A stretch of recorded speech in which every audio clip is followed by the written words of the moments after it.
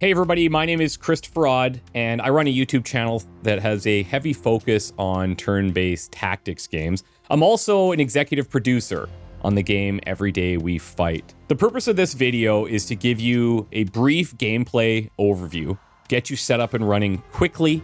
I'm going to have links down below for everything you need, so just sit tight, enjoy the video, and then obviously check out those links after.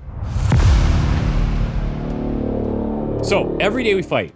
This is a game that focuses on a small group of regular citizens that are forced into a war, and they've named themselves the Thorns.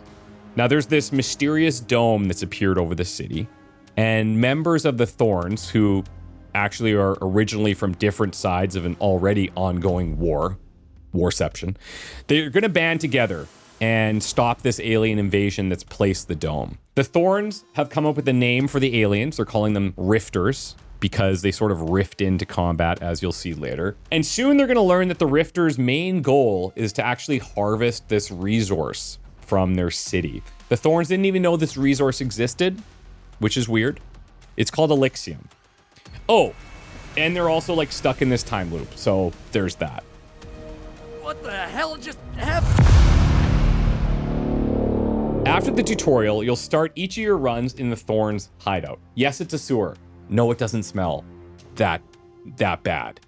In the hideout, you'll grab 3 randomly selected weapons from weapons that you've previously unlocked in your runs, and maybe you'll get lucky. Maybe you'll find a grenade, maybe you'll get a med kit, or maybe you'll get a weapon attachment.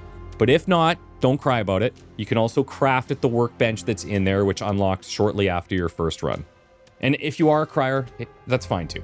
Then you're going to head out into the city.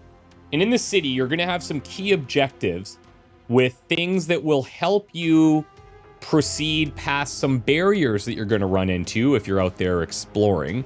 And when you complete these things, you may or may not find solutions to getting past those barriers. Now, on the way to these objectives, you can explore the city as much as you want. Look for any upgrades. You'll find random enemy encounters. There's going to be thorn stashes to improve your gear and your thorns. I will say, when you're out there and you're taking these fights, take a look at your heat meter. We got a heat meter in the top right all the time.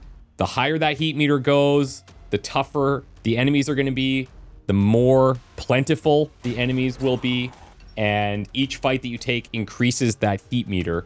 But you're going to get better rewards when the heat is high. So, you know, risk it for the biscuit.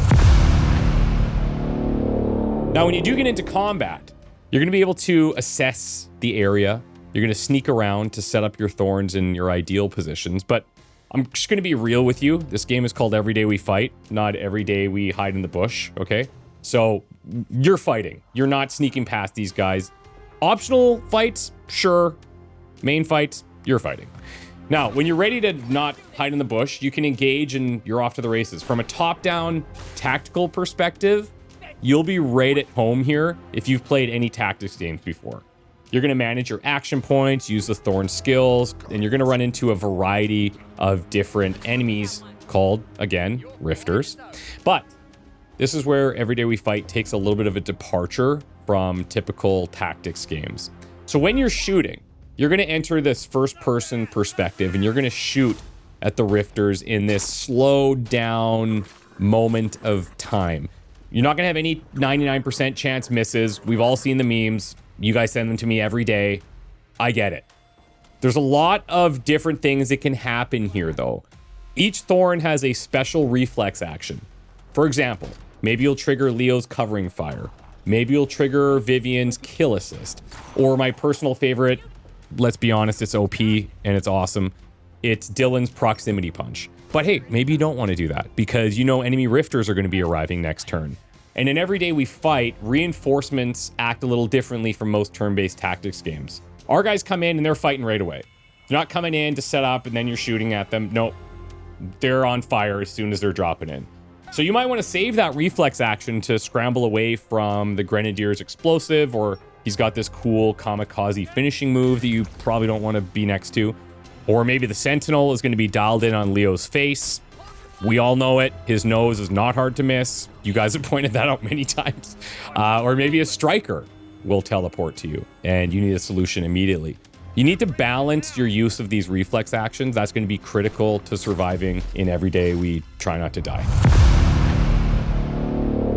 Between missions, you're going to be upgrading your thorns. They're going to have 3 different skill trees each. One section focuses on their reflex action. Another focuses on their unique special ability. And then we have a utility tree that, granted, the first option is the same for all of them. It's extra health because you'll probably need it. But then it branches off into a variety of different things for each thorn within that section. You're also going to be finding and crafting different weapon mods. Some higher rarity epic ones which are going to grant you special abilities to the guns that they're attached to, so be on the lookout for those. You can mix and match too, like you're not locked into any specific build. Try to experiment, try to break the game, then tell us about it so we can patch it. No, I'm just kidding. But just have fun. We want you to be able to mix and match and play around with your builds. I should also mention that the thorn skills are refundable at any time outside of combat as well. So feel free to experiment with those and just have fun and try to come up with some unique builds. This should give you a basic understanding of the way that things work in Everyday We Fight. It's releasing into early access on July 10th. And I just want to give a quick shout out to the thousands of people. This blew my mind. There were thousands of people who played the demo. They gave us feedback to help make the game better, and we have. And a very special shout out to the early access play testers who've provided tons of really in-depth feedback on ways to make your experience as players as positive as possible. We've got a small team at Signal Space. They're super happy, very excited about this.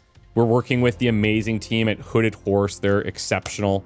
If you guys have played any of their titles, you know that they're the best.